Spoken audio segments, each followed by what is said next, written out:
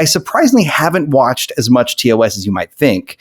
But that's because to me, when I think like Kirk, Spock, Bones, I want them to be older and fatter and wrinklier. That's weirdly my Kirk, Spock, and Bones. And the show is like a different vibe. Well, it's a fundamentally different character almost. If you like compare show Kirk to movie Kirk is very wistful and he's like trying to do things more like procedurally almost, but like show Kirk, he's like this kind of in your face sort of dude, and you're kind of like, huh. Right. Especially Kirk's acting style. And I think part of it is, it almost just feels like TOS Kirk was performed by an actor who was like definitely trying to get laid all the time. And by the time he was in Wrath of Khan, he was like, I'm just acting. I'm just like, you know, and also Nicholas Meyer, who was a very young director who directed The Wrath of Khan, talks about how when Shatner would give him too much, he would just do take after take after take, so that eventually Shatner would get kind of over it.